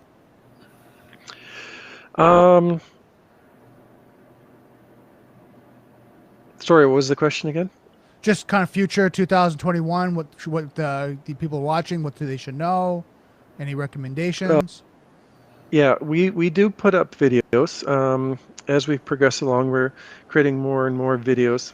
The presentation we have today will actually a nice little presentation and put it up as well. And then we have some 2-page briefing notes that we're putting together that are going to be specific to industries that we'll put up as well. So Perfect. there'll be one for IoT, UAVs, banking, and probably a couple others. Okay, perfect. Okay, so I'm going to bring everyone in and just have a little bit of a round discussion talking about 2021. I'll bring in Jamie, James, and I think Roberto's still here. There we go. Perfect. Well, first I want to say thank you guys for coming out to this presentation and just, the 2021 start and just helping educate people on cybersecurity defense in depth. First question I have for you guys, looking at kind of planning. A lot of people are kind of looking at, moving forward in 2021. What's one tip you would recommend in the cybersecurity defense field that people should look at right now?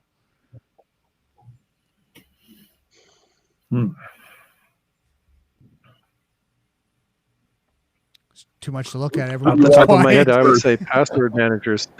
Okay. Password managers. Okay. So Until LastPass, password things like manager is that. built in. Yep. I would say protection of most data that transfers through the cloud is being able to secure the data that we send through the cloud and protecting it from being picked up by a third party that may be either listening or watching, to utilizing data that can be used against us at any time, day or night, on the internet as it is. Okay, so you're talking about like data in motion, and then I mean this brings up a great point for CEW. That's something that their encryption can help to, support and help in a security, especially in depth process and strategy. Is that correct, Chad, Dave? Yeah, I was having trouble hearing James a bit, but I got the gist of it. The one thing that's most hang on a second. The one thing our software does, it does not prevent people from hacking into systems. It protects the data, the intellectual property that's being transferred. You can't crack it, but we can't stop hacking. That's where companies like Uzado come in to do penetration testing, find the holes, plug the holes. We are protecting the data as it's being transmitted in case it does get hacked. But not only that, it also protects the data from insiders who are already in the system. There's a lot of things that we can do. We can do full database encryption. There's many things. So, back to the original question, which I didn't hear. I'm sorry. It's funny with everybody on it. I'm not too sure if I even answered or what James was saying. Well, basically, what we're talking about is James was talking about data in the cloud, right? Yeah. And one thing I brought up was data in motion, and James was talking about that. Is data is moving from one location to another, especially in the cloud solutions and applications.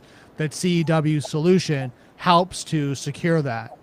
You're not going to break it if you get it. We can't stop from breaking it, as I was saying. Like companies should be looking at it, extreme pen testing, like Uzado offers, and close those holes. But in the meantime, and I was trying to say, there's holes on the inside that have nothing to do with an outsider hacking in. You got to protect your inside too. You get people who disgruntled employees who take your data. They can't take it if it's encrypted. Yeah. For sure. Yeah, there's two ways I understand the data on the cloud is stored. It is the most common one that I understand is the data is stored as encrypted data, but the cloud doesn't encrypt it. Your computer encrypts it before it uploads to the cloud, and then it downloads the data as is and decrypts it on your computer. So then the other option is you do a handshake where you exchange public keys and you send your data up to the cloud. And this is where some companies are getting in trouble, is they're not storing their data in the cloud, just encrypting the data transfer between the two. And then you do another handshake to download the data. And if someone hacks into the system, like as happened with Sony, all the credit card data were freely available because they were stored unencrypted in their system. The other thing that we're finding out in the cloud is that more and more.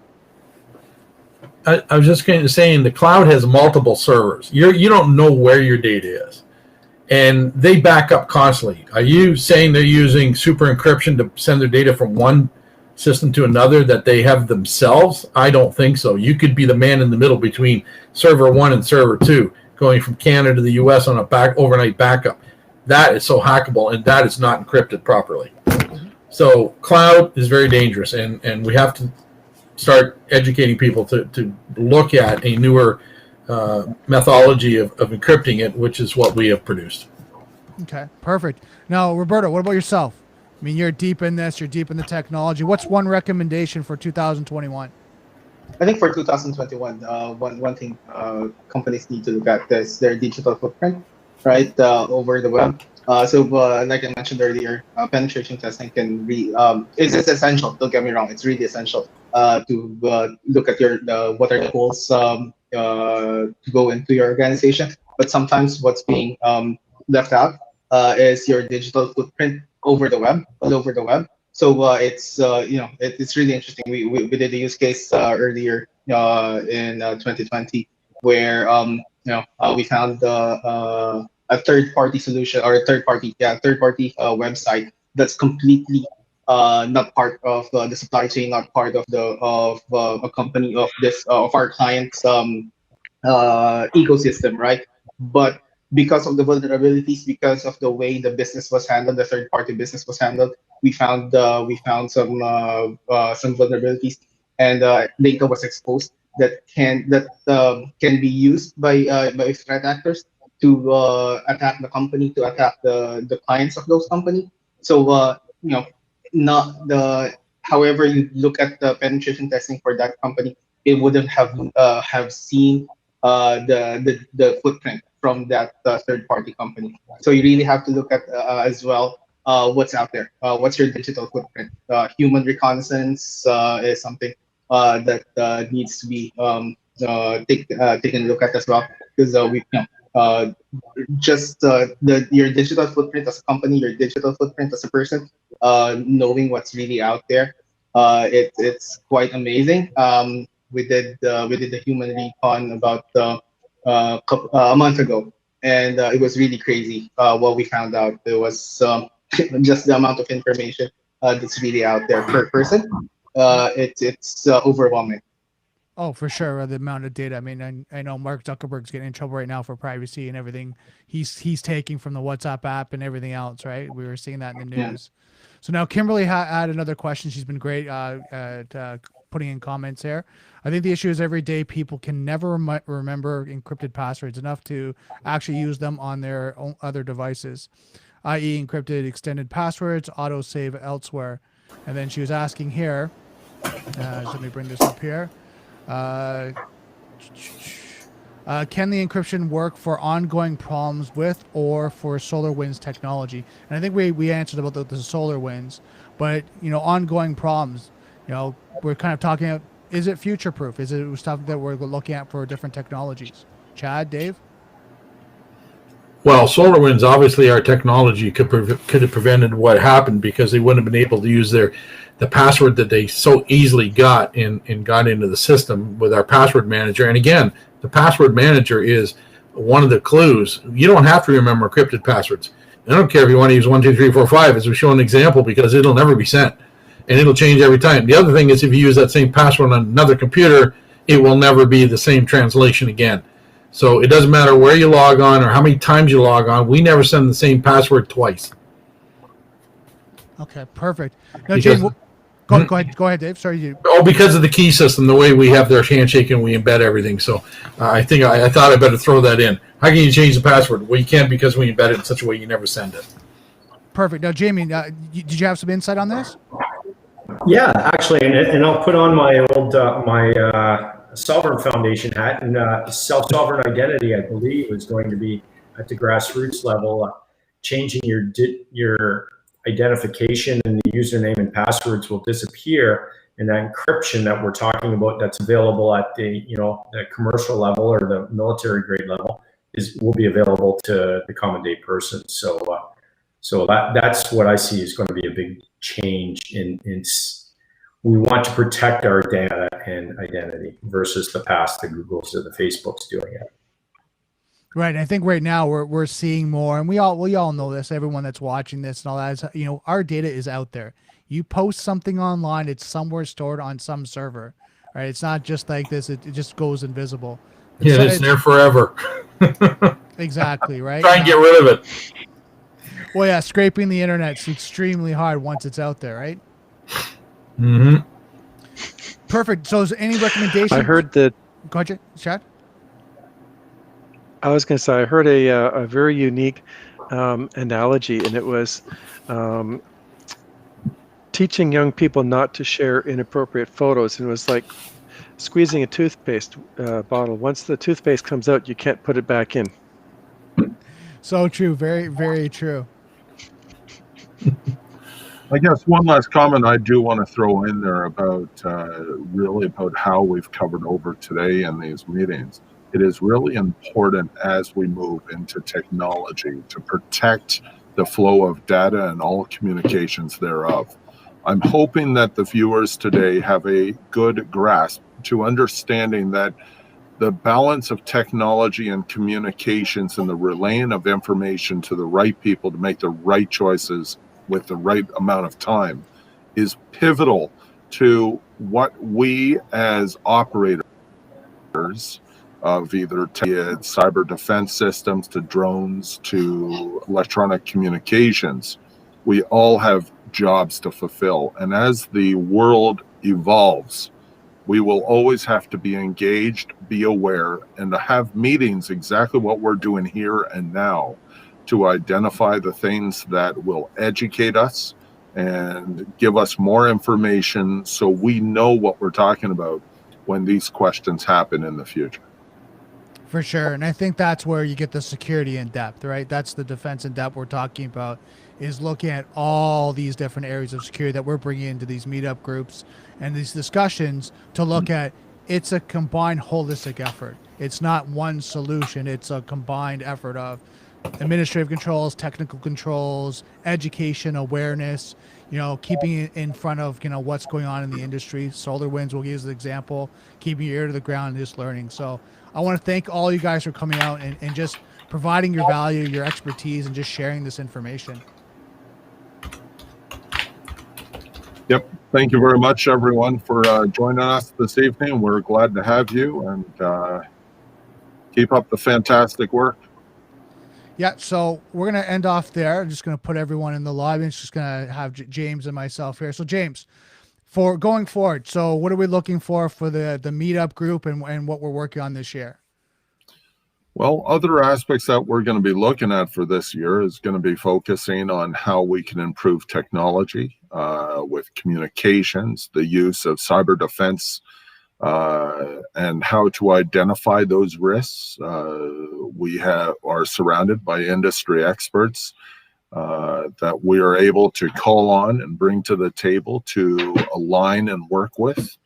But I'm thankful to say that, outside of the issues of areas like SolarWinds, for example, and other cyber attacks that happen, every year we have to increase some sort of technology's performance. And now it's coming down to post-quantum technology. And I'm very pleased to see that CW Systems Canada is the forefront of showing the world what we need to do to improve that technology.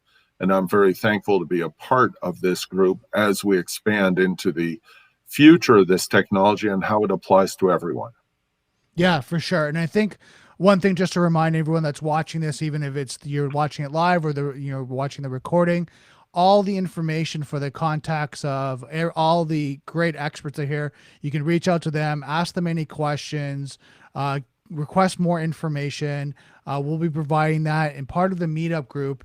And if you're seeing this live, please join the meetup group, be part of the community, because we're going to be sharing more value, more information when it comes to cybersecurity, what's going on from technical controls, policies and procedures, next level generation technologies, things along that line.